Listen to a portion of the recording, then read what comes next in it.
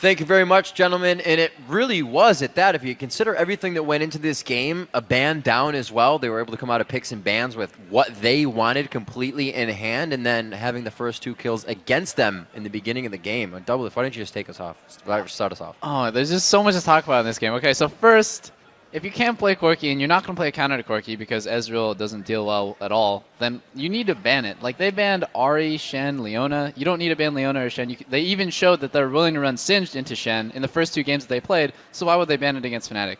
Anyways, picks and bans aside, I just saw like multiple mistakes. Imp and Dade especially just kept getting picked off unnecessarily. They didn't need to play aggressively. All they have to do is snowball their Fiddlesticks Lissandra combo against double assassins, and eventually in the mid game when they get Zhonya's, it's just so impossible for double assassin to deal with that combo. I just don't know why they would try to push their advantage so much. But that said, I think you have to give a lot of credit to Fnatic, though, for setting up those picks and playing that way after they did get behind early. Because they saw the comp coming out of Ozone. If we're talking about Lissandra and Fiddlesticks here, those targeted disables, that silence, if you come in with both Zed and Kassadin at the same time, could have been absolutely devastating in the late game. And so they said, hey, we're behind. We know we have to close this out quickly if we're going to get an advantage. So they set up those famous Fnatic brush picks, and they made it work. They turned it around, and they did a very good job at it. Exactly, and that's the type of play style I think is actually superior in League of Legends compared to Ozone, who are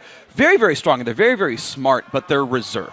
They're a pretty reserved team who play by the book, whereas teams like Fnatic and OMG, as long as they don't make the wrong calls, make aggressive calls. They picked off the support because he went to ward over a wall and went for a max range grasping roots. That's already... They had already lost a bit of the control of the game, though. While they play really reserved, they play the game really well if they don't make any mistakes. They got ahead 2-0, but then Dade overextended twice in top lane. He actually got unlucky because he skilled his Q twice in the earlier skirmish, in which he actually got the 2-0. And he had no escape, overextended, got rooted out of a brush, and then got killed again. And that actually allowed... Because you have to remember, yes, he got caught warding in the middle of the game, but that was top lane roaming to mid to kill the mid laners there, and they actually lane swapped. That would have never happened if there had been more pressure out of the 2-0 advantage they had. So it goes a little bit both ways, but I do like the way Fnatic plays when behind. It really shows how much mental agility they have, how comfortable they are. Even look at the mid game. Soaz had a ward on Fiddlesticks at the side, and he just said, yeah, normally a player would back off, but Soaz, nah. He's like, okay, I'm going to bait the surprise party Fiddlesticks, and then I'm just going to jump out, and I will show you that I knew you were there and that I baited you, and they got into the heads of the enemy. And Mani, I want to pose a question. Knowing Ozone so well from being in Korea, is it like them to kind of falter into positions like this? We kind of saw a few of the mind games try to come out with the Ezreal pick, but then last picking that top lane. Where are they falling into this? I think they had a good composition. They just ended up getting that early edge and then playing out the early game poorly compared to Fnatic, who set up some beautiful picks. But if you look at it, they knew Zed was going to be first picked. It was obvious with the bans that they had, and their idea was to counterpick with Lissandra, and they were trying. I think it was a smart idea against how Fnatic plays to say, we can deal with your assassins. Like they were great picks. Like they had a great team composition, but they did get so far behind that it ended up not mattering. And Fnatic used the brush control to the utmost, not only in that top lane against Dade, but also to pick off Imp and Mata by blue buff as well. So you really got to hand it to Fnatic. They played beautifully. So yeah, Fiddlesticks and Lissandra work really well against these mobile assassins, but it actually gets a little worse when there's 2 of them because it's really hard. Soaz as well as Pekka are really good at dancing at the edge of a fight, especially Pekka. Yes, he can get caught by Fear and he can get caught by Lissandra ulti, but he will just never get in range for that. And Fnatic did that so beautifully. They just set it up perfect traps for Ozone. Like remember the fight at Dragon. They give Ozone Dragon, they tease a little bit, let them leave, and Ozone thinks they're safe, and then suddenly behind them is Soaz waiting in a brush, and they just get blown up.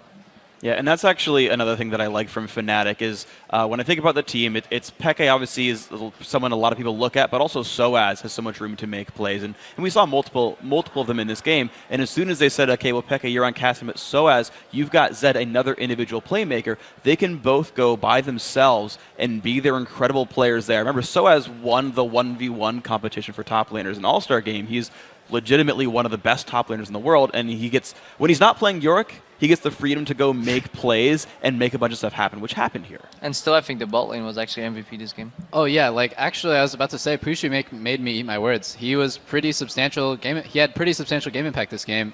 He had started the game off 4-0 on Corki, partially due to Dade's mistakes. 4-1. 4-1. But also he just played a very solid game, and so did like Zyra had amazing grasping roots the entire game. They had a really solid game all around. Everyone played well. Their synergy they got killed early in a skirmish, and they said, well, that's too bad. It happens. Wait in the brush, get a kill Dade again.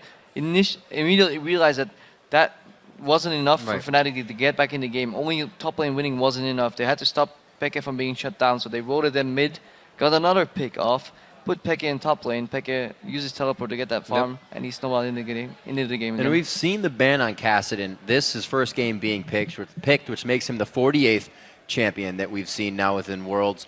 What is it like for a team to go against Fnatic when now there are multiple targets on Pushu, on Soaz now that's played Zed, which we kind of saw on Kassadin? How do you defend against that or even go into champion select? Yeah, you don't get to. And this is something we saw at the very beginning of the tournament was Kassadin bans. And then finally someone says, you know what, we don't really need to ban Kassadin, do we? Yes, you do. You 2v1'd against Peke, right? You shut him down. He had very little minion kills. He couldn't roam into that top lane and turn around the kill. Then he burned his first teleport to soak up experience in the top lane when Dade was pushing. So he's sitting there doing nothing but waiting to stack up with Aroa, and then shows up to a team fight, gets a belated quadra kill. Yeah, gets another one afterwards. But that's a team fight somebody else set up, though. Sure. Kassadin only scales into the game if your team allows you to scale into it. You can actually, Ozone did a good job at shutting him down. The other lanes just go behind. And I just kind of want to draw a comparison between Xpeke and Faker, who are both very high playmakers. Well, Xpeke makes his plays generally with TP, but they're both have insanely big champion pools that you can't really ban out, and they're both just incredibly solid players. Obviously, they're not going to ever face each other until semifinals if they both make it potentially, but they're just so good and they're so versatile. And looking at their composition, we talked a little bit about how high risk, high reward it was. If you're not able to get early or ahead early with a pick composition like that, you kind of get torn apart. Prepo. Well, they didn't get, but yeah, if you don't get if you don't bounce back from the initial setback, then it's gonna get really hard. You have to play for picks, and that's what they did. Fnatic's really good at that, though. It's so scary to play against them. I really liked some of the movements they had over the map. I don't know if I was behind, I would have actually seen those paths they had to take, because they realized even if they were getting control over one lane again, they realized that was enough. They rotated into mid lane, snowballed it there, keep getting a farm on Peke, and then they had really good fights. So the big fight at 18 minutes, we don't have a replay of it, but we were kind of watching that off. What were the thoughts there? They obviously invaded the jungle, and then we saw Ozone quickly going for the dragon. That kind of even set them farther back. Monty, if you want to talk to that a little bit. I'm trying to remember. This was the top lane jungle fight. Hard to do without a replay. I mean, they did file in a little bit one by one right there, and I'm trying to remember, but I think Fnatic used the lizard brush really well to deny a lot of damage. It's kind of that I think I can mentality. You can help your teammate out. I can help you. No, we're both going to die. Maybe a third one can help us out, and it looks like. In the jungle, it's really nice to fight with double mobile assassins, though, because unless you have full vision with wards, they can constantly jump over walls, come in and out, and you see that like Peke draws that. Peke is really good. That's his signature playstyle at drawing aggro, going out of the fight and getting back in. He will almost always burn his flash going out. And Pekka is really good at using target CC. Like Lissandra ultis, usually they leave you in place. You can see Pekka every game just pour it out and still get Lissandra ulti where he ends up, because he reads the game so well. He knows exactly when to go in and out. And I think a lot of these fights, when Ozone gets blindsided, is in part due to Imada underperforming a little bit, because in, Champions, he has amazing map control. He has amazing vision around. His team never gets flanked. And then I see multiple times Zed will flank his team, Kassadin will flank his team this game, and especially in these crucial turning point fights, that you can't afford to get flanked or else you're going to lose. Right on. All right, guys, so moving on a bit, let's check out the Group B standings heading into our last game of the day. All of you are awesome for sticking with us, and the fans as well. Fnatic is holding on to first place. Then it's Gambit in second. Ozone now in third. And fourth place, it's Vulcan and Mineski rounding things out. So it's time to now pick.